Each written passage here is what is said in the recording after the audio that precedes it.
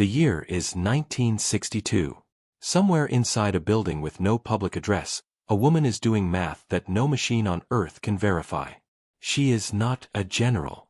She is not an astronaut. She does not appear in the newspapers. Her name is Katherine Johnson. And according to the official records of the United States government, for a very long time, she barely existed at all. What you are about to see is not a story about the space race. It is a story about the numbers that made the space race possible, and the woman who calculated them by hand, in a segregated office, with a title that didn't reflect what she actually did, working on missions so sensitive that her contributions were stamped, filed, and quietly forgotten. Until the math itself refused to be buried. On October 4, 1957, the Soviet Union launched Sputnik, a steel sphere the size of a beach ball, into orbit around the Earth. It weighed 83 kilograms. It transmitted nothing more than a radio beep. And it terrified an entire nation. For the United States, Sputnik was not just a satellite. It was a message. The message was simple and devastating. We got there first. The Cold War had left the ground. It was now being fought in space. Within months, the American government began assembling the National Aeronautics and Space Administration, NASA, pulling engineers, physicists, and mathematicians from universities, military programs, and research labs across the country. But there was a problem no one in the press wanted to discuss. The computers of the 1950s and early 1960s were, by modern standards, catastrophically unreliable. They could process data. They could calculate trajectories. But the margin for error in spaceflight was, and remains, brutally unforgiving. A mistake of a single decimal point in a launch trajectory calculation could send a capsule tumbling into the wrong orbit. A miscalculation of atmospheric re-entry angle, too steep, and the capsule burns. Too shallow, and it skips off the atmosphere like a stone on water, vanishing into space forever. Inside NASA's Space Task Group in Hampton, Virginia, a team of human computers, real people, doing mathematical calculations by hand and mechanical calculator, were responsible for checking, verifying, and often generating the numbers that the electronic machines produced. Among them was a woman who, according to surviving records, had been hired not as a mathematician, but as a computer. That was her official job title. Her real title would take decades to acknowledge. Katherine Coleman Goebel Johnson was born on August 26, 1918, in White Sulphur Springs, West Virginia. By the age of 10, she had exhausted the curriculum available at her local school.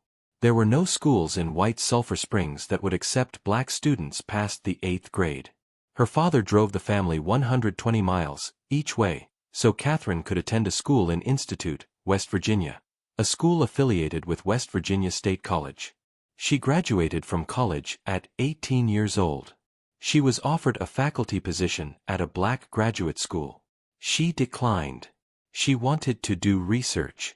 In 1939, West Virginia University selected her as one of 3 black students, and the only woman, to integrate its graduate mathematics program.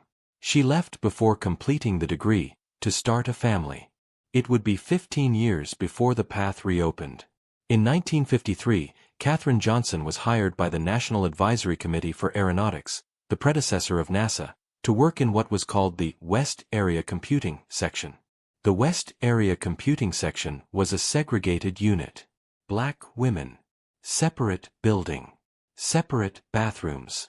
Separate cafeteria tables with handwritten signs that read, according to accounts from people who worked there, colored computers. Katherine Johnson later said she simply ignored the signs. She was not hired to make decisions. She was not invited to meetings.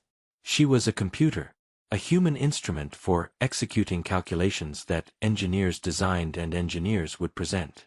But something happened almost immediately. The engineers began asking for her specifically. According to historical records, Katherine Johnson asked, and was eventually permitted, to attend the editorial meetings where flight trajectories were discussed and refined. She was the first woman in her division to receive that access. She wasn't invited. She asked. Repeatedly. Until the answer changed. Within a year, she wasn't just checking the numbers. She was generating them. To understand what Katherine Johnson did, you have to understand the problem she was solving. Putting a human being in space is not simply a matter of pointing a rocket upward and firing it. Every mission requires what engineers call a launch window, a precise window of time, measured in minutes or even seconds, during which a rocket must launch for the trajectory to be mathematically viable. Miss that window, and the orbital path no longer lines up. The mission fails before it begins. To calculate that window, engineers needed to know, simultaneously, the rotation of the Earth, the position and velocity of the target orbit, the performance characteristics of the rocket at each stage of flight, and the gravitational influence of the Moon. These calculations required solving systems of differential equations, mathematical problems that describe how things change over time. In the early 1960s, the electronic computers that NASA used were IBM 7090 mainframes. They were, at the time, among the most powerful computational machines in existence. They filled entire rooms. They still made errors. For the 1961 mission of Alan Shepard, the first American in space, Katherine Johnson was tasked with manually calculating the trajectory for his Freedom 7 capsule's suborbital flight. She worked from the fundamental equations of celestial mechanics, applying Euler's method for numerical integration, a technique that breaks a complex continuous problem into thousands of smaller, solvable steps, and produced a flight path that matched, and in some cases corrected, what the machines had generated.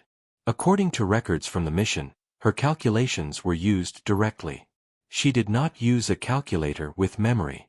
She did not use a computer. She used a mechanical adding machine, pencil and paper, and the architecture of her own mind. But the moment that would define her legend, and test the nerve of an entire space program, was still coming. John Glenn was about to become the first American to orbit the Earth. The mission was called Friendship 7. If it succeeded, it would close the gap with the Soviet Union, which had already orbited Yuri Gagarin nearly a year earlier. If it failed, if the calculations were wrong, John Glenn would either burn up on re-entry, skip off the atmosphere, or simply miss the recovery zone entirely, drifting in an unmarked capsule somewhere over an ocean. NASA engineers had loaded the orbital trajectory data into the IBM 7090 mainframe computers. The numbers were there. The mission was ready. But John Glenn had a request. According to historical accounts, and confirmed in later interviews with Glenn himself, the astronaut told NASA officials he would not enter the capsule until a specific person had manually verified the computer's numbers. He did not ask for a senior engineer. He did not ask for a department head. He asked, in the words that have since passed into history, "Get the girl to check the numbers." The girl was Katherine Johnson. She was 43 years old. She had a degree in mathematics and French. She had been calculating space trajectories for nearly a decade. She was not, by any formal title, a flight dynamics officer. She sat down with the mission parameters. She worked through the night. When she was finished, she confirmed, the computer's numbers were correct. The mission could proceed. On February 20, 1962, John Glenn climbed into Friendship 7 and was launched into orbit. He circled the Earth 3 times. He splashed down safely in the Atlantic Ocean, within 2 miles of the target recovery point. The math held. The world celebrated John Glenn. Katherine Johnson went back to her desk. 7 years after Friendship 7, NASA was preparing for something far larger. Apollo 11. The mission that would, if everything went correctly, place human beings on the surface of the Moon, and return them safely to Earth. The trajectory problem for Apollo 11 was orders of magnitude more complex than anything that had come before. A lunar mission required calculating not one trajectory, but several: the translunar injection burn, the lunar orbit insertion, the descent trajectory to the surface, and, most critically, the ascent from the Moon's surface and the trans-Earth injection that would bring the crew home. Any one of these calculations, if wrong, was fatal.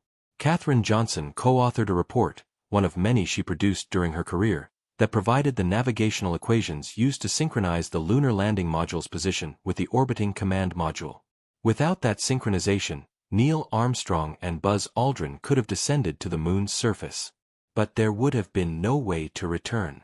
On July 20, 1969, at 10:56 p.m. Eastern Time, Neil Armstrong stepped onto the moon. The world watched. 600 million people, the largest television audience in history up to that point, held their breath. That's one small step for man, one giant leap for mankind.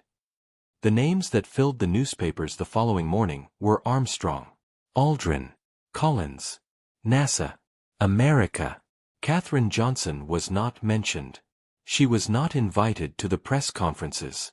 She was not photographed with the astronauts. She was not presented to the public. She returned to work. For decades, she would describe her work with characteristic understatement. "We needed to be as careful as we could be," she later said in an interview. "There was no time to redo. You had to get it right the first time." She got it right. Every time. The erasure of Katherine Johnson's name from the public record was not, according to historians who have examined the documentary evidence, the result of a single deliberate act. It was, some historians believe, something more systematic. And in many ways, more troubling. During her career at NASA, Katherine Johnson co-authored or authored 26 research reports. In the culture of mid-20th century aerospace engineering, it was standard practice for technical reports to list engineers and mathematicians as authors. In the early years of her career, the computational work she performed was often attributed to the division, not to the individual who performed it. The women of the computing pool were, in the language of the era, support staff. Support staff did not receive author credits. Support staff did not appear in press photographs. Support staff were, by institutional design, invisible. Katherine Johnson later described being told, when she first began attending trajectory meetings, that women did not attend those meetings. She asked why. No one gave her an answer. She kept attending. But the credits, the public record, the names attached to the history, reflected a world that had been designed before she arrived. A world that had not been redesigned to include her. By the 1980s, the women who had worked as human computers at NASA's Langley Research Center had largely faded from the institutional memory of the agency. The space race had been won. The computers, the electronic ones, had long since replaced the human ones. And the human ones had, in the language of bureaucratic memory, simply ceased to exist. Katherine Johnson retired from NASA in 1986. She had worked there for 33 years. Her official retirement announcement did not appear in any national newspaper. For nearly 2 decades, she was unknown outside of a small community of researchers and former colleagues. Then, slowly, something began to change. In the early 2000s, a NASA historian named Beverly Galemba began compiling oral histories of former employees. She interviewed Katherine Johnson. The transcript ran to dozens of pages. It described, in careful and precise language, calculations that had sent men into orbit, calculations that had guided them to the moon, calculations that had brought them home. It described a woman who had spent 33 years being exactly what she was, one of the finest mathematical minds in American aerospace history, inside a system that was not built to acknowledge that she existed. In 2010, NASA named a building at Langley Research Center in her honor. It was called the Katherine G. Johnson Computational Research Facility. She was 91 years old. She cried. In 2015, President Barack Obama awarded Katherine Johnson the Presidential Medal of Freedom, the highest civilian honor in the United States. In his remarks, he described her as a woman whose work helped us see not just how far we could reach, but how far we'd already come. She was 97 years old. She sat in the wheelchair with the quiet composure of someone who had always known the truth about what she had done, and had simply been waiting, with infinite patience, for the rest of the world to catch up.